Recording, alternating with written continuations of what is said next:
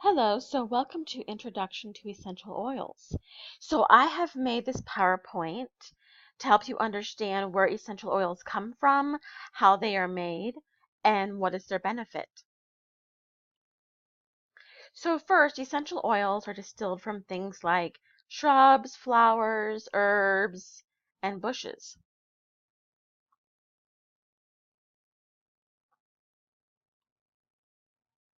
Now, some of the oldest cultures have used essential oils.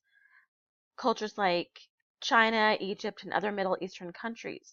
Now, many people might be familiar with essential oils as they're mentioned in the Christian text, the Bible. There is also an international journal which is peer-reviewed. It's called the Journal of Essential Oil Research, and this publishes essential oil research and analysis.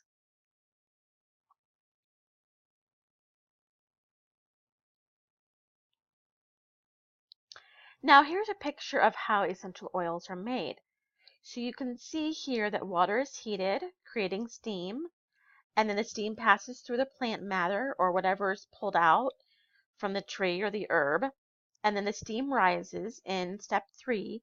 And then in step 4, cold water is fed through the condensing chamber, which cools the steam into an oil and a water mixture. And then there's a separation in step 5.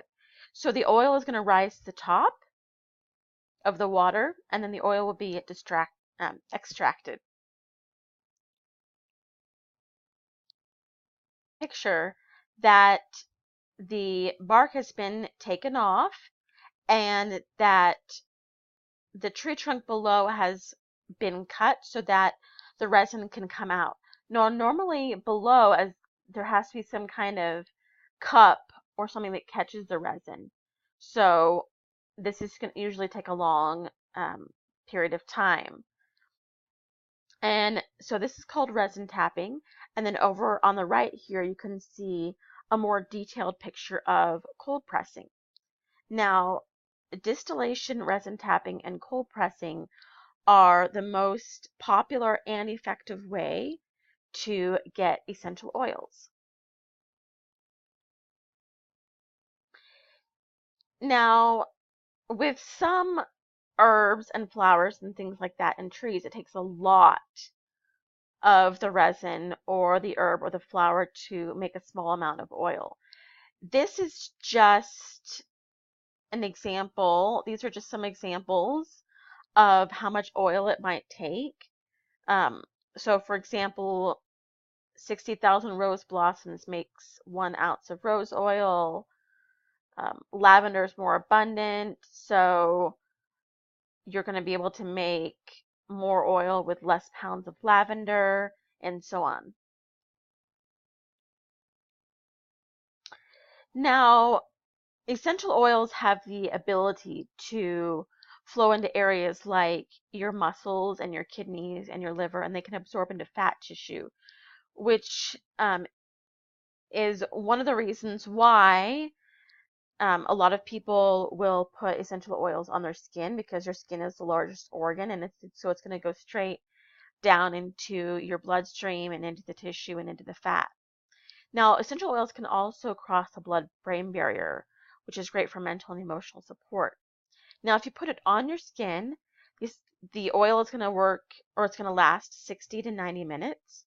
If you take the oil internally, it's going to last 12 to 24 hours.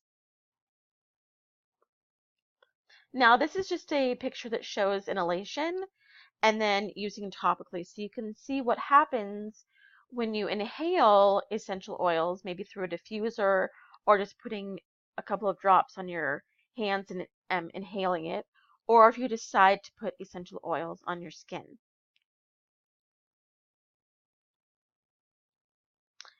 Now, this is a more detailed picture of which systems can be affected if you use essential oils. So there's lots of systems that can be affected, and it can support all parts of your body here.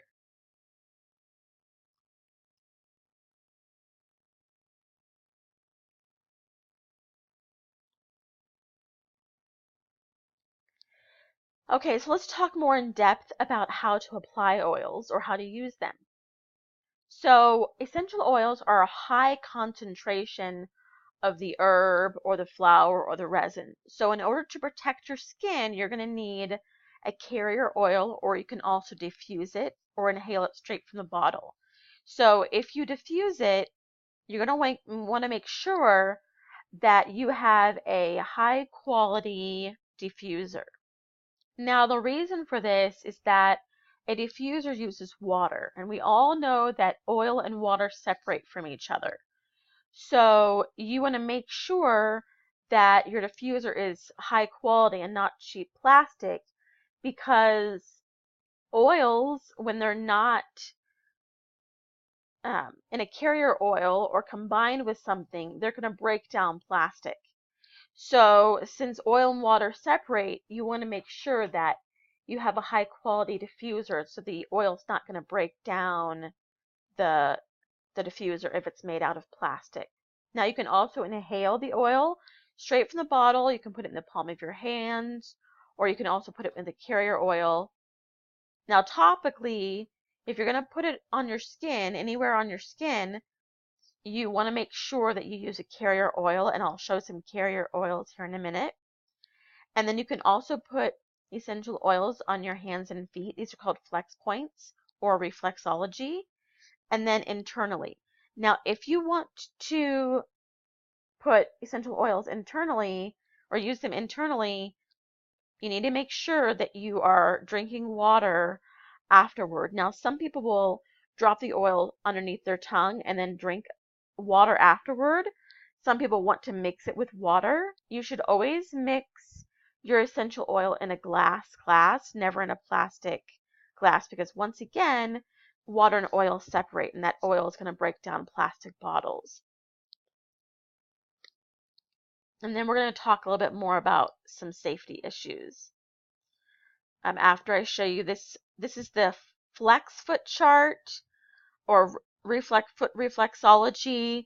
So if you are trying to target a specific system in your body or a specific organ, these are the places that you want to put your essential oil.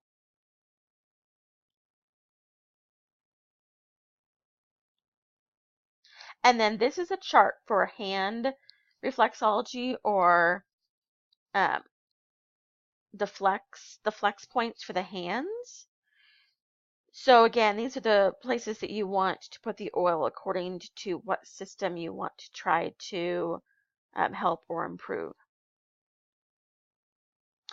Okay, so here are some carrier oils that are the most popular. I personally use fractionated coconut oil, which means the coconut oil stays in liquid form at room temperature. But other people have used different kinds of carrier oils.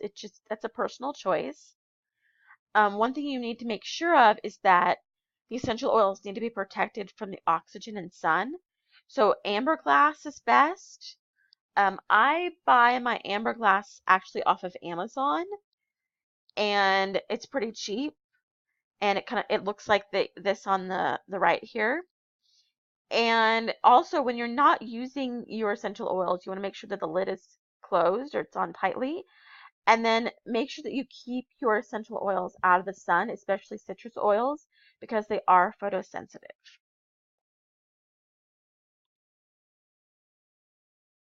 Okay, so this is just an example of different sizes of amber glass bottles and how many drops of oil you would be able to get according to the size of the bottle that you use. So if you have a 5 milliliter bottle, you're going to be able to get 85 drops. If it's 15, 250 drops.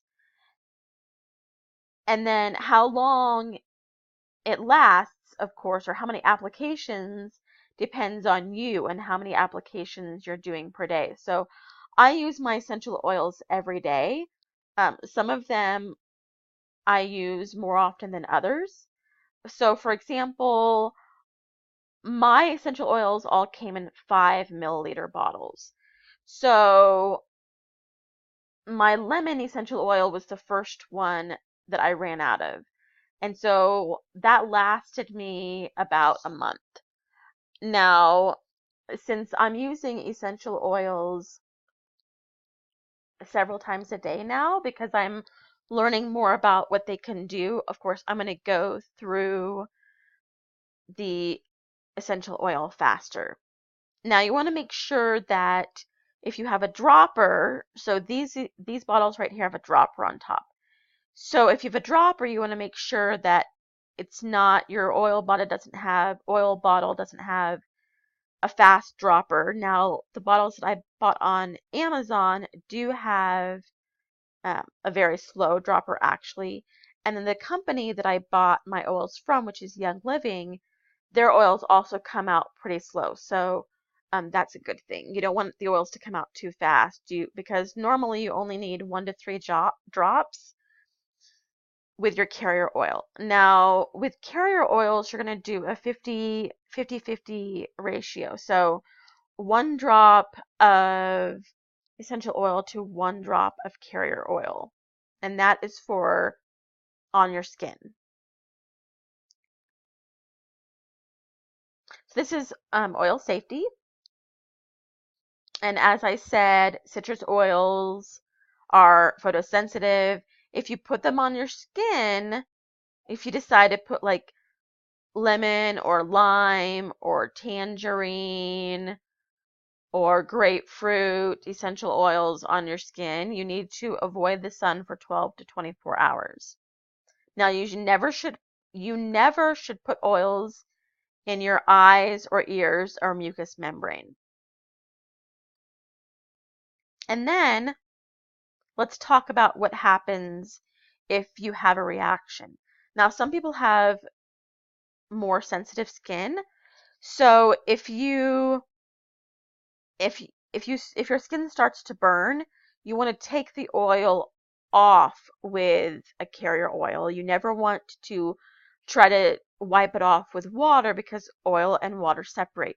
So for example, if I put 1 drop of carrier oil and 1 drop of, let's say, Thieves essential oil on my nose and it starts to burn, then I want to take my carrier oil and either dilute it more or I can wipe it off. Now, normally for me, I just rub more coconut oil on my nose if it starts to burn a lot. Now, for children, their skin is more sensitive, so you need to do a 1 to 30 ration. So 1 drop of essential oil to 30 drops of carrier oil. And then you might want to start with applying it to their feet first. Okay, let's talk about different grades of essential oil. So as you can see from this picture here, you want grade A oils. These are medicinal. So these are going to be free of fillers, pesticides, and foreign contaminants. Grade A oils are great for, smelling if you like aromatherapy. There's certain oils that you can use internally, so with cooking, and then you can put them on your skin or also take them internally for medicinal purposes. Now, this is just a picture of some popular essential oils that you guys might already be familiar with.